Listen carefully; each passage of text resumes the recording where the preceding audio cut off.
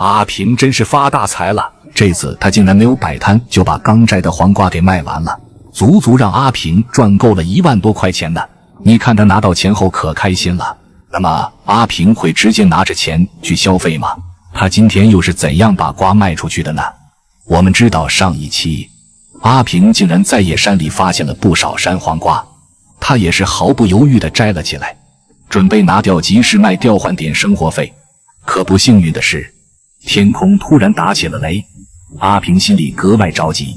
天色越来越陰沉，看樣子一場大雨隨時都會落下来。他顧不上多想，手上的動作明顯快了不少，不一會兒功夫就摘滿了一整箩筐的瓜。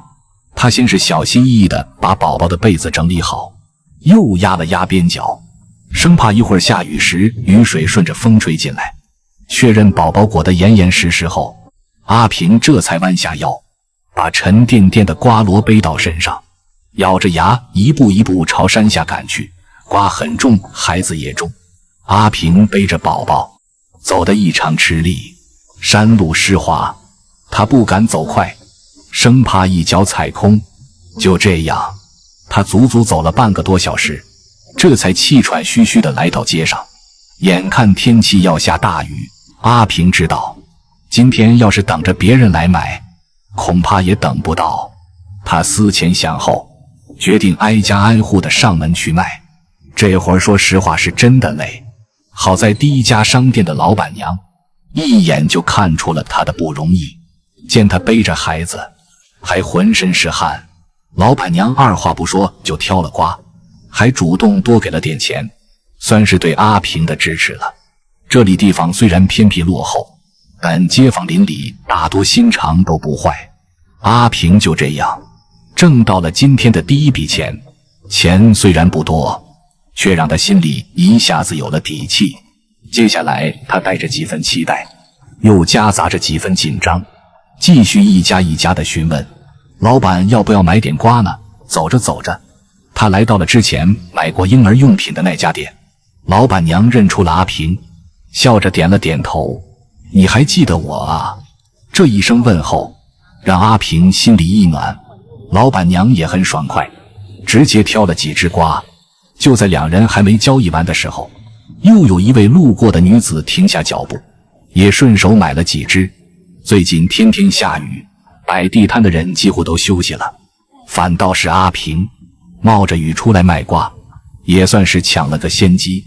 錢一筆一筆地收進手裡，這一刻阿平心裡說不清是酸還是甜。賣完第二家後，雨已經開始下大了，阿平微微弓着身子，用自己的腦袋替寶寶擋着風雨，雨水順着他的頭髮往下流，他卻像沒感覺一樣。支撐他走下去的不只是生活的壓力，還有對孩子的牽掛。他來到隔壁的一家小店，一名女子正在門口挑東西，見阿平站在雨裡賣瓜，街坊們也都願意幫襯。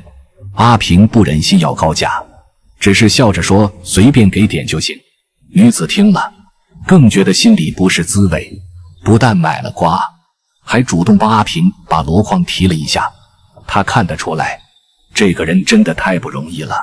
阿平這天似乎忘了帶傘，雨越下越大，他卻一點也不在乎自己被淋濕，他只是擔心寶寶會不會着涼。當他來到一家雜貨店時，頭髮已經濕透了大半，衣服緊緊貼在身上。阿平心裡想着，要是今天能早點把瓜賣完，就不用這麼折騰了。在他一番真誠的說辭下，店裡的男子挑了3隻瓜，爽快地付了錢。外面的雨越下越猛，阿平只好先在店门口躲一會兒。這麼大的雨，走出去肯定要變成落湯雞。他低頭看了看箩筐，裡面還剩下幾隻瓜，心裡默默盼着最好能早點賣完。好了，今天就到這裡了，也希望阿平早點賣完自己的瓜。